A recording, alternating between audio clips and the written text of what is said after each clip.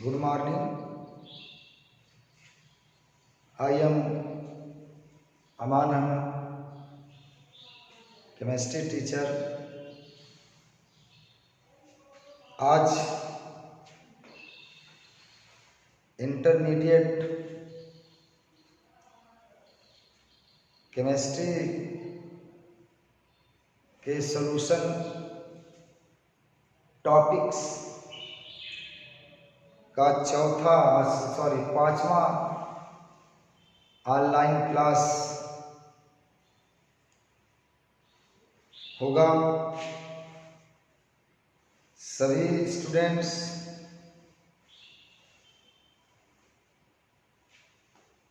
से कहना ये है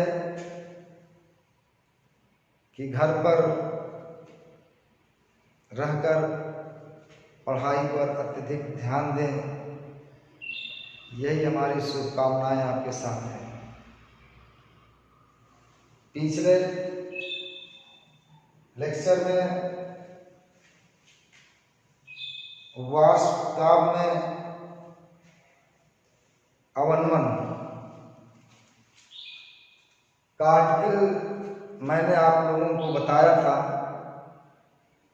उस पर राउल्ट्स लॉ के डेरिवेशन को भी मैंने बताया था। P not minus PS upon P not बराबर W अपान M into capital W capital M। ये डेरिवेशन इस पे आज मैं एक न्यूमेरिकल की एक्सरसाइज आपको देता हूं। उसके बाद आगे का आर्टिकल इस टॉपिक में बताऊंगा। तो सबसे पहले इस आर्टिकल पे इस डेरिवेशन पे एक न्यूमेरिकल आप देख लीजिए। ये क्वेश्चन है कि 18 ग्राम ग्लूकोज को 100 ग्राम जल में विलीन करने पर 20 डिग्री सेंटीग्रेड पर जल का वाष्प दाब 17.53 mm से घटकर 17.22 mm हो जाता है। ग्लूकोज का अनुभार ज्ञात कीजिए। ठीक है, एक बार और सवाल को मैं रिपीट कर रहा हूं। 10 ग्राम ग्लूकोज को 100 ग्राम जल में विलीन करने पर 20 डिग्री सेंटीग्रेड पर जल का वाष्प दाब 17.53 mm से घटकर 17.22 mm हो जाता है। ग्लूकोज का अनुभार ज्ञात कीजिए। ठीक है ना, ये सवाल आपका है। ये P नॉट मैंने बताया था, यह आपका सॉल्वेंट का वेपर प्रेशर है। PS सॉल्यूशन का वेपर प्रेशर है। यहाँ पे जो अवाष्पशील मिले हैं ग्लूकोज है। क्या है, क्या चीज है? ग्लूकोज है। यानी इसमें विलय क्या चीज है? ग्लूकोज है। इसका 18 ग्राम दिया गया और इसका ग्लूकोज का अनुभार जो होता है 180 होता है। ठीक है, ये W अपान कैपिटल M वाला कंसर्न जो है ये सॉल्वेंट के लिए है और स्मॉल वाला जो इंडिकेशन है स्मॉल W और स्मॉल M ये क्या है? विलय के लिए। तो ग्लूकोज के लिए सीधे सीधे इस पे मान इसमें दिया गया कि विलयन जल में विलीन करने पर जल का वाष्प दाब जो विलायक का वाष्प दाब है वो 17 कितना है? 53 है। अब विलयन इसमें ग्लूकोज डाल दिया गया, इसका वाष्प दाब क्या हो गया? घट कर कितना हो गया? आपका 17.22 हो गया। ठीक है, अपान क्या हो जाएगा, पी नॉट कितना है 17.53 आप बराबर स्मॉल डब्ल्यू यानी ग्लूकोज का मान, स्मॉल डब्ल्यू विलेय का भाग, यहाँ पे विलेय क्या चीज है, ग्लूकोज है, ग्लूकोज का भाग 18 ग्राम और विलायक क्या यहाँ पे है, जल है, तो जल का कितना भाग दिया गया है 100 ग्राम है, कितना क्या है 100 ग्राम जल है, आप बटे विलेय का अनुपात ग्लूकोज का अनुपात 180 हो जाएगा, ये जल का अनुपात लिखा जाता है सभी 18, जल का अनुपात 18 होता है और यहाँ कितना आ जाएगा, जल का कितना भाग दिया गया है, जल का भाग दिया गया है आपका 100 ग्राम दिया गया है। ठीक है, आप इसको कैलकुलेट करेंगे, सॉरी पूछा क्या जा रहा है, ग्लूकोज का अनुभार, ग्लूकोज का अनुभार ये पूछा जा रहा है, इससे मतलब ग्लूकोज का अनुभार यह पूछा जा रहा है। ठीक है, आप कैलकुलेट इसको कर दीजिएगा, ग्लूकोज का अनुभार आपको मिल जाएगा। ठीक है, चलिए इसको नोट कर लीजिए, कैलकुलेट करके एम निकाल लीजिएगा। Okay, understand. चलो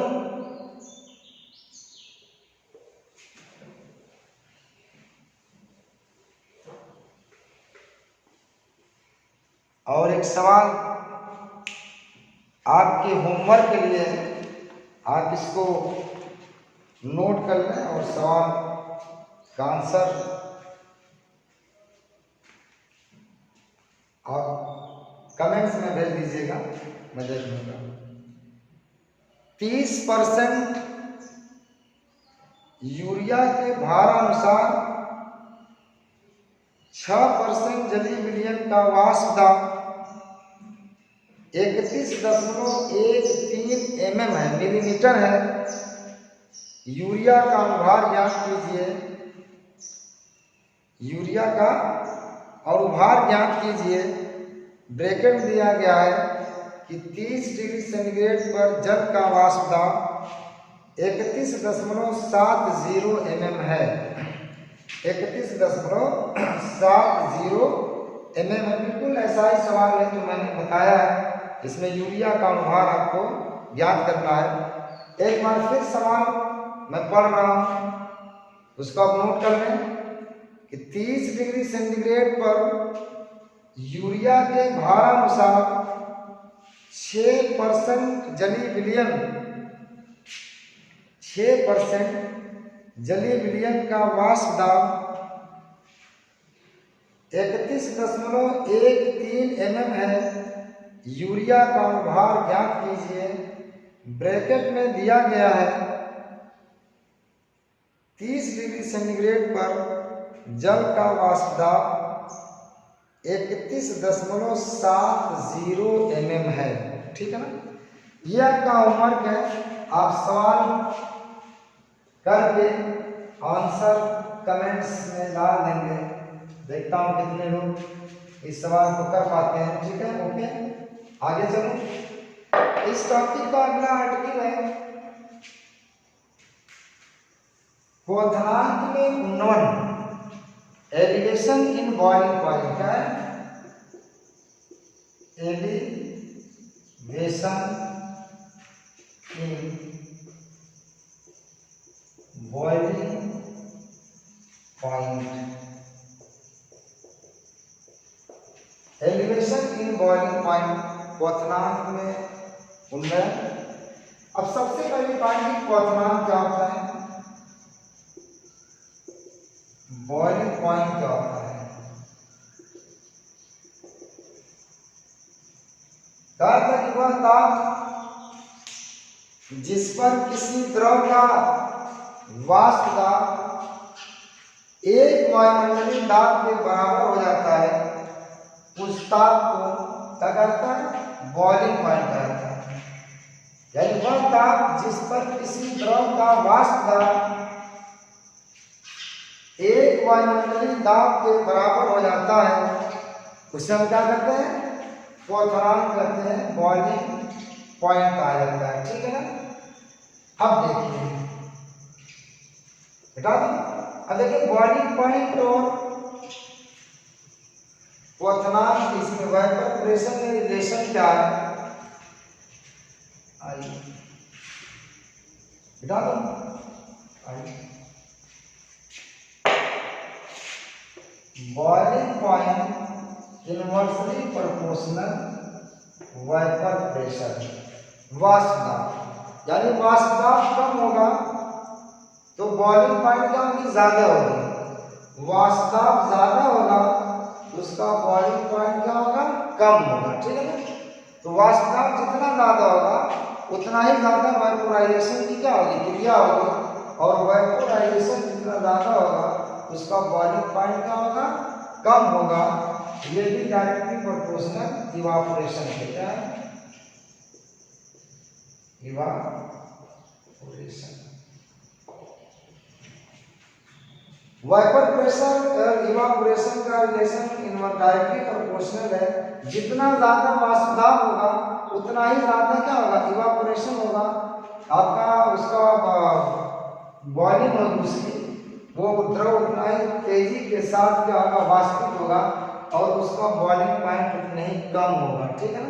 वाष्प दाब अगर कम है तो उसका इवापोरेशन कम होगा, और जब इवापोरेशन आपका कम होगा तब बॉइलिंग पॉइंट क्या होगी, ज्यादा होगा, यानी आपको ताप बढ़ाना पड़ेगा वाष्पन की क्रिया के लिए। ठीक है, ओके।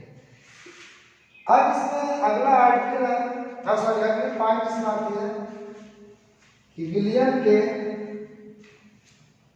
क्वथनांक में उन्होंने अभी हेडिंग में करवाया था, elevation in boiling point. Elevation in boiling point ये क्या चीज होती है, समझिए आप। वाष्प और क्वथनांक आपने पढ़ा, बॉइलिंग पॉइंट पढ़ा। अब एलिवेशन इन बॉइलिंग पॉइंट क्या है, समझिए आप। यहाँ पे एक कंटेनर आपने ले लिया और इसमें आपने प्योर सॉल्वेंट ले लिया। क्या ले लिया, प्योर सॉल्वेंट, प्योर सॉल्वेंट यंत्र।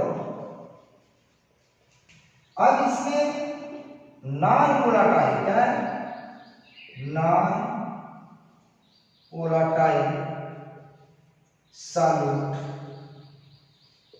आप मिला रहे हैं, अवाष्पशील विलेय मिला रहे हैं। और जब आप अवाष्पशील मिलाएं और अवाष्पशील विलेय नॉन वोलाटाइल सॉल्यूट जब इसमें मिलाएंगे, इसका वेपर प्रेशर क्या हो जाएगा, कम हो जाएगा। और जब वेपर प्रेशर कम होगा तो बॉइलिंग पॉइंट क्या हो जाएगा, बढ़ जाएगा। यानी प्योर सॉल्वेंट के बॉइलिंग पॉइंट से अब सॉल्यूशन का बॉइलिंग पॉइंट क्या होता है, ज्यादा होता है। ठीक है ना। इसी को कहते हैं एलिवेशन इन बॉइलिंग पॉइंट। इसका देखिए डेल्टा, यहां पे देखिए टी को मैंने नोट कर दिया T0, T0 ये boiling point, boiling point of solvent. Okay, Ts boiling point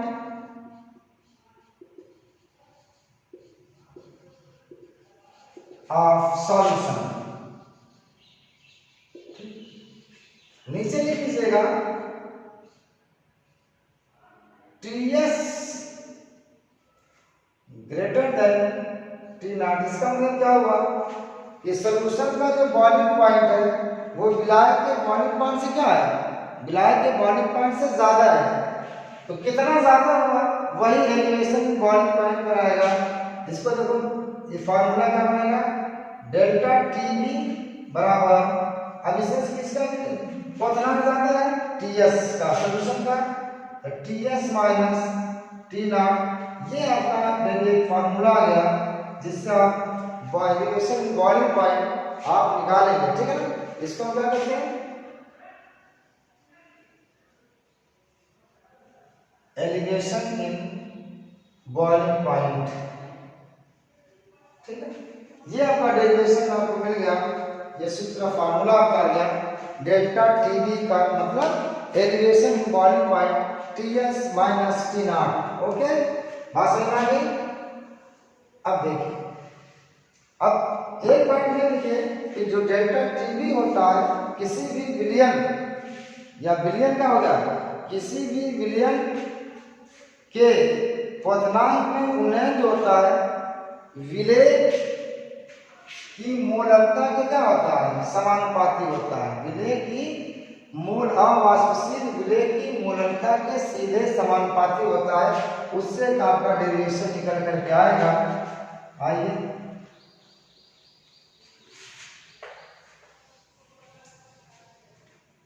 तो getting as a relation between elevation in boiling point and molality, यानी क्वथनांक में उन्नयन और मोललता में संबंध। ठीक है, इसमें पहली बार में आप लिखेंगे कि किसी भी विलयन के क्वथनांक में उन्नयन अवाष्पशील विलेय की मोललता के सीधे समानुपाती होता है। यानी उस विलयन में जो विलेय है अवाष्पशील नॉन वोलाटाइल, उसकी मोललता के क्या होता है, सीधे समानुपाती होता है। ठीक है, देखिए delta T be directly proportional क्या है, मोलैलिटी नोट करिए।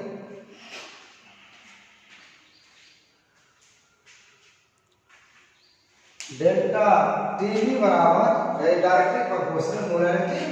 अब इसको आप प्रोपोर्शनल को हटाओगे तो कांस्टेंट आपको लगाना पड़ेगा। इसका निकला केवी इंटू मोलैलिटी।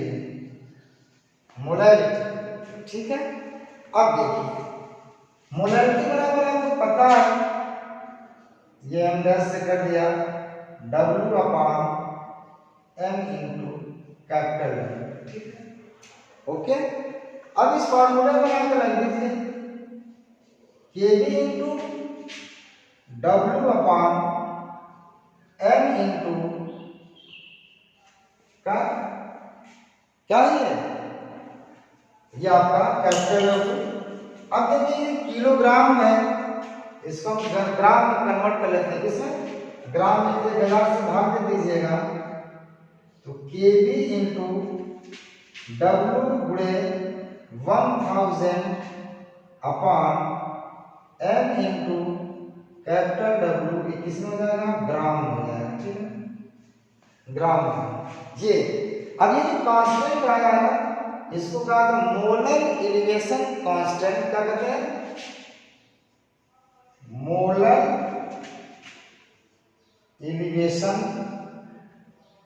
कांस्टेंट। ओके, बात समझ आ गई। हिंदी में कहा था कि मोलर उन्नयन स्थिरांक। एक बार फिर आइए, ये डेल्टा टीबी क्या चीज है, क्या है, एलिवेशन इन बॉइलिंग पॉइंट है। क्या, एलिवेशन इन बॉइलिंग पॉइंट है। ये डायरेक्टली प्रोपोर्शनल किसके, मोलैलिटी के। अब प्रोपोर्शनल जब हटाओ तो कांस्टेंट लगाना पड़ेगा। उस कांस्टेंट को हम केवी से नोट किया है, केवी इंटू मोलैलिटी, केवी इंटू W अपान M इंटू कैपिटल W, केवी इंटू W इंटू 1000 अपान M इंटू W। ठीक है ना, ये मोलैलिटी का मान है।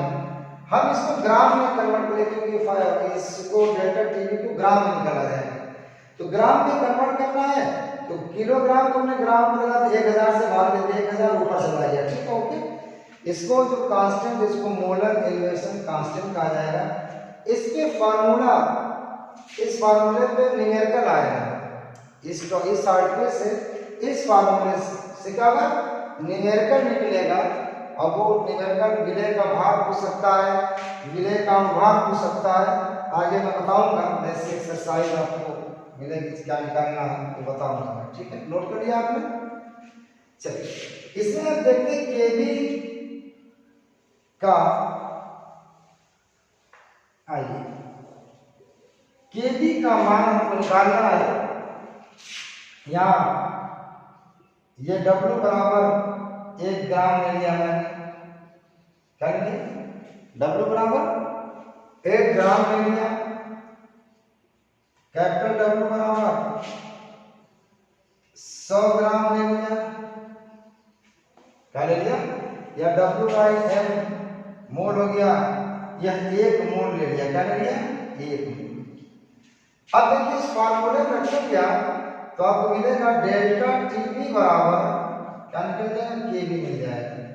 डेल्टा टीबी बराबर क्या हो जाएगा, केबी मिल जाएगा। अब देखिए क्या होगा, यहाँ पे 1 किलोग्राम या 1000 ग्राम आपने लिया है, इसको मोलर गुणन स्थिरांक, मोलर एलिवेशन कांस्टेंट को डिफाइन कैसे किया जाएगा, आइए देखते हैं, बहुत आसान। कहा जाता है कि किसी विलयन के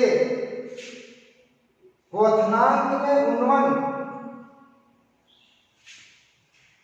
चाहे कि मोलर गुणन स्थिरांक, मोलर गुणन स्थिरांक ताप में उस वृद्धि के बराबर है जब 1 किलोग्राम विलायक में 1 मोल अवाष्पशील विलेय घुला होता है।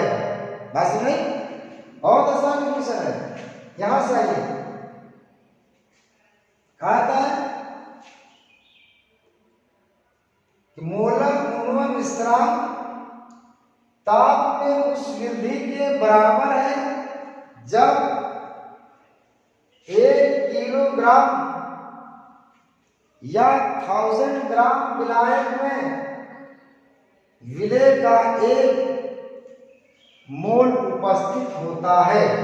उसी को हम क्या कहते हैं, मोलर गुणन स्थिरांक कहा जाता है, ठीक है। अब देखिए इसीलिए फॉर्मूले को और मैं चेंज कर देता हूं। एक डेल्टा टी इसका दूसरा फॉर्म है इस फॉर्मूले का, ये capital W into 100 upon W 100 ग्राम, क्या है, 100 ग्राम विलायक, यहां पे 100 ग्राम लेंगे तो 100 क्या हो जाएगा, कैंसिल हो जाएगा। इसको क्या होता है, मॉलिक्यूलर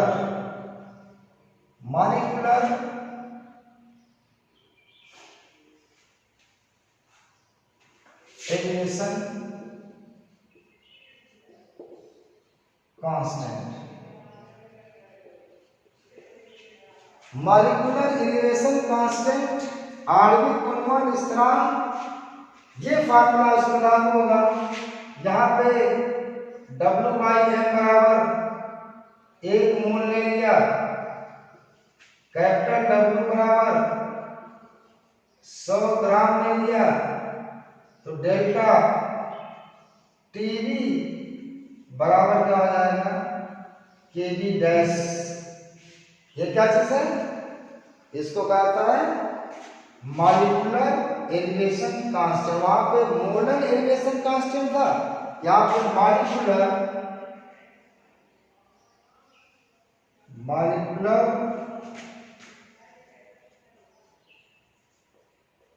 एलिवेशन कांस्टेंट, आणविक गुणन स्थिरांक, ठीक। अब इसको कैसे डिफाइन करेंगे, इसको कैसे डिफाइन किया जाएगा, कहा था कि आणविक गुणन स्थिरांक ताप में उस वृद्धि के बराबर है, ताप में उस वृद्धि के बराबर है जब 100 ग्राम विलायक में विलेय अवाष्पशील विलेय का 1 मोल उपस्थित होता है।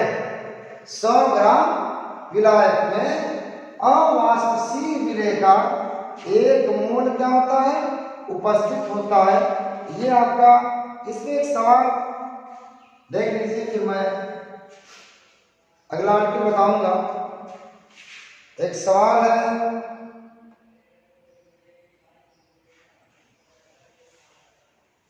एक कार्बनिक पदार्थ के जलीय विलयन, एक कार्बनिक पदार्थ के जलीय विलयन जिसमें 6 ग्राम पदार्थ 100 ग्राम जल में घुला है का क्वथनांक 100.51 डिग्री सेंटीग्रेड है। 100.50 डिग्री सेंटीग्रेड है। पदार्थ के अनुभार की गणना कीजिए। अब ब्रैकेट में दिया है, ब्रैकेट में जल का Kb बराबर 0.51 डिग्री सेंटीग्रेड मोलर इनवर्स, ये इसकी यूनिट है। एक बार फिर सवाल, एक कार्बनिक पदार्थ के जलीय विलयन जिसमें 6 ग्राम पदार्थ 100 ग्राम जल में घुला है का क्वथनांक 100.50 डिग्री सेंटीग्रेड है। पदार्थ के अनुभार की गणना कीजिए। ब्रैकेट में दिया गया है जल का Kb बराबर 0.51 degree centigrade molar inverse. Okay, चलिए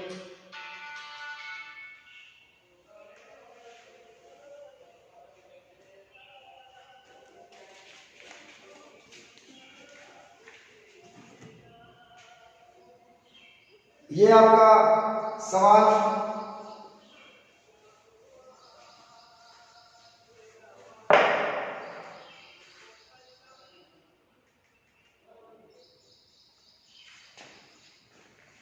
डेल्टा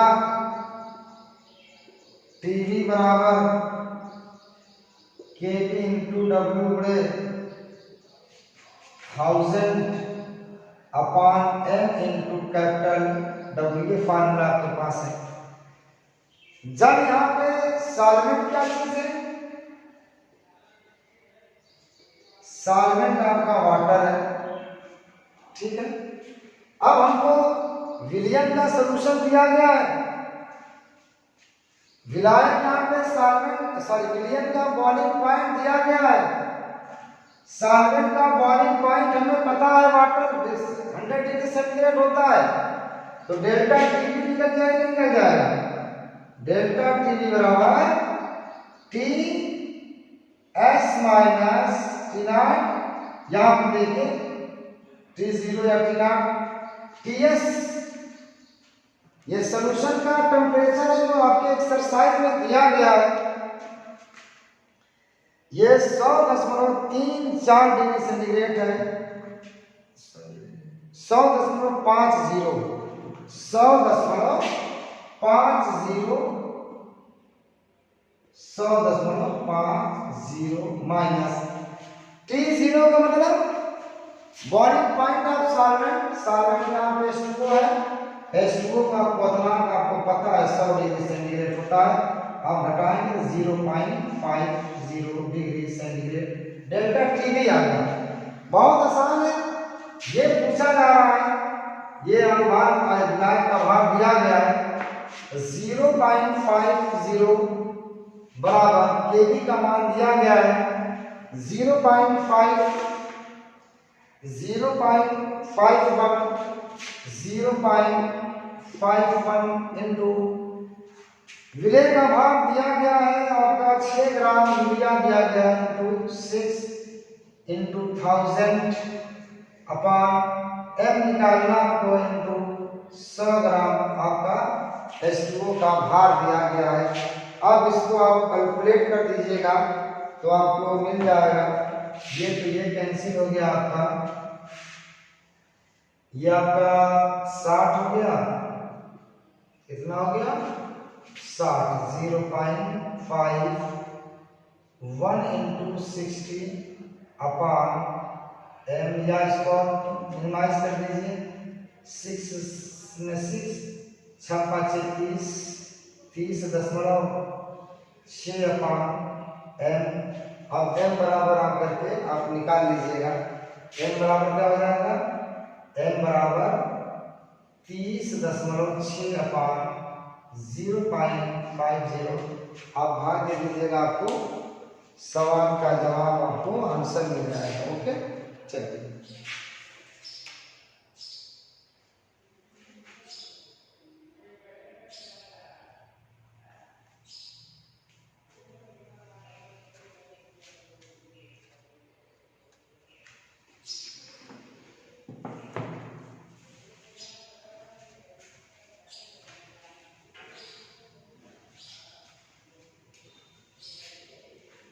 ठीक है, नोट कर लिया, ये एक्सरसाइज इस पर रही। आगे अगला आर्टिकल जो है, हिमांक में अवनमन, चौथी कॉलिगेटिव प्रॉपर्टी, हिमांक में अवनमन, depression in freezing point, depression in freezing point, हिमांक में अवनमन। सबसे पहले पॉइंट आता है हिमांक क्या होता है, हिमांक डिप्रेशन या freezing point, sorry freezing point FP. कहा था किसी द्रव का हिमांक वह ताप है जिस पर उस द्रव की वास्तवता उसकी ठोस अवस्था के बराबर हो जाती है, उस ताप को हिमांक कहा जाता है। क्या कहता है, उस ताप को क्या कहता है, हिमांक कहा जाता है। एक बार और इसकी डिफिनेशन, कहा था किसी द्रव का वह ताप, चाहे भाई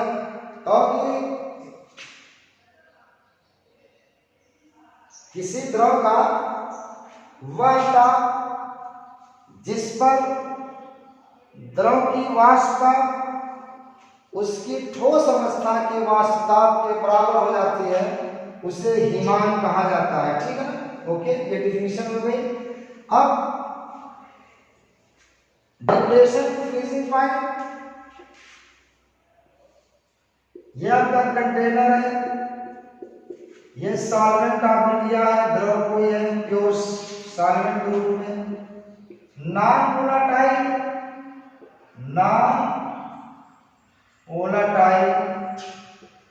सॉल्यूट आपने ले लिया, नॉन वोलेटाइल सॉल्यूट आपने ले लिया, सॉल्वेंट में डाला, और जब डालेंगे तो वास्तव क्या हो जाएगा, कम होगा ना, और कम होगा तो फ्रीजिंग पॉइंट क्या होगी, वो भी क्या हो जाएगी, घट जाएगी।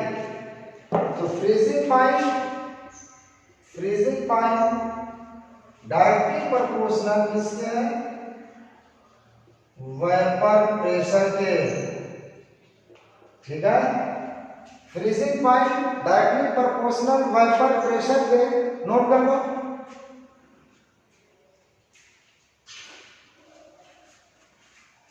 नोट कर लिया, आइए चलिए आगे। यहां पे फ्रीजिंग पॉइंट, एफपी का फ्रीजिंग पॉइंट ऑफ सॉल्वेंट को T0 से मैंने नोट किया, T0 से, और freezing point of solution TS से नोट किया। ओके, बात समझ आ गई। अब जब किसी सॉल्वेंट में अवाष्पशील विलेय मिलाएंगे वो सॉल्यूशन हो जाएगा, उसका फ्रीजिंग पॉइंट क्या हो जाएगा, वेपर प्रेशर घटा तो फ्रीजिंग पॉइंट में क्या हो जाएगी, घट जाएगी।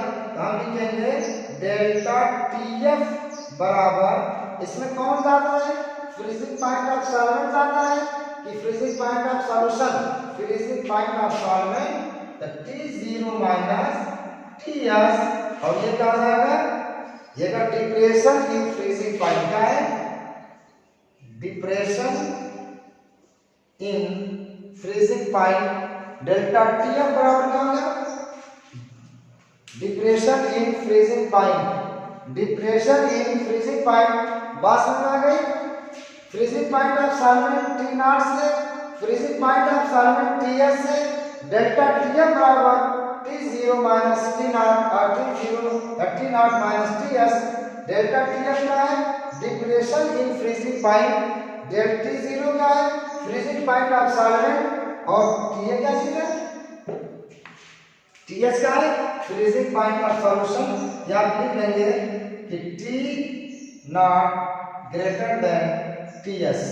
ओके, सॉल्वेंट का फ्रीजिंग पॉइंट सॉल्यूशन के फ्रीजिंग पॉइंट से ज्यादा है। इस तरह से यह आर्टिकल रहा।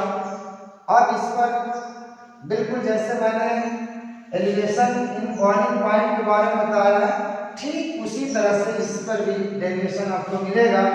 एक हेडिंग होगी कि हिमांक में अवनमन और मोललता में संबंध, हिमांक में अवनमन और मोललता में संबंध, relation between depression in freezing point and molality, relation between depression in freezing point into molality. ये डायरेक्टली प्रोपोर्शनल किसके, मोलैलिटी के, किसके, मोलैलिटी के। तो डेल्टा टीएफ प्रोपोर्शनल हटाओगे, कांस्टेंट लगाना पड़ेगा केएफ इनटू क्या हो जाएगा, मोलैलिटी हो जाएगा। क्या हो जाएगा, मोलैलिटी। केएफ क्या चीज है, molar depression, molar depression constant, molar depression constant है केएफ। अब मोलैलिटी के बारे में आपको पता है, देखिए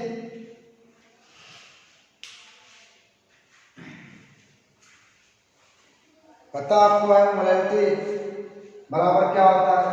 पिछला जो डेरिवेशन था बिल्कुल वैसा ही है, देख लिया। ओके, आइए मैं ऊपर इसी चीज को लिखता हूं, आप लिख लीजिएगा डेल्टा टीएफ बराबर KF into W into M into capital W. इसको ग्राम में चेंज करना है, 1 किलोग्राम से इसको 1000 से भाग देना पड़ेगा, 1 किलोग्राम होता है इस फार्मूले में, अपॉन 1000 को ये ऊपर चला जाएगा, इनटू क्या हो जाएगा 1000। ये आपका फार्मूला आ गया। कौन सा निकालने के लिए, molar sorry depression in freezing point ज्ञान करने का, ठीक है। उसी तरह से इसका केएफ की डिफिनेशन निकाल क्या आती है, केएफ की, यहाँ डब्ल्यू अपॉन एम बराबर 1 मोल ले लिया आपने, कैपिटल डब्ल्यू का मान 1000 ग्राम ले लिया आपने, ठीक है। तो डेल्टा टीएफ बराबर हो जाएगा केएफ। इससे अभी हमने आपको मोलर डिप्रेशन कांस्टेंट की परिभाषा में बताऊंगा। मोलर क्या, इसको हिंदी में क्या कहा जाएगा, मोलर अवनमन स्थिरांक, मोलर अवनमन स्थिरांक। बड़ी आसान डिफिनेशन। किसी ये कमी है, ये डेल्टा टीएफ क्या है, कमी है किसी द्रव, किसी विलियम या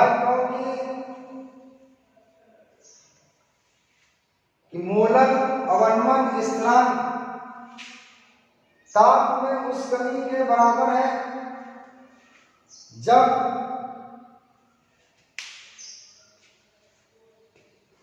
एक किलोग्राम या 1000 ग्राम विलायक में अवाष्पशील विलेय का 1 मोल उपस्थित होता है। अवाष्पशील विलेय का 1 मोल क्या होता है, उपस्थित होता है। इसे कहा जाता है मोलर अवनमन स्थिरांक। ओके, बात समझ आ गई। अब लास्ट में एक इसी को कन्वर्ट किया था अभी देखिए पीछे, के एफ डैश बराबर डेल्टा टी एफ बराबर K F dash into W into 100 upon M into क्या कैपिटल डब्ल्यू। ये आपका के एफ क्या है, मॉलिक्यूलर डिप्रेशन कांस्टेंट हो जाएगा, क्या हो जाएगा, मॉलिक्यूलर डिप्रेशन कांस्टेंट। कल डिप्रेशन कांस्टेंट क्या होगा, इसका मतलब कि जब 100 ग्राम विलायक में मिले 100 ग्राम विलायक में मिले का 1 मोल उपस्थित होता है, उसे मॉलिक्यूलर डिप्रेशन कांस्टेंट कहा जाता है, आणविक अवनमन स्थिरांक कहा जाता है। तो ये आज की वीडियो की लास्ट पॉइंट थी और ये आर्टिकल मैंने दिया है, 2 article, elevation body point, depression freezing point. इस पे कुछ एक्सरसाइज मैं अगले वीडियो में आपको दूंगा। तो इसी के साथ एक मैसेज ये है कि कोई भी समस्या, कोई भी प्रॉब्लम अगर आप आए तो कमेंट्स के जरिए चाहे फोन के जरिए आप कॉन्सेप्ट क्लियर कर सकते हैं।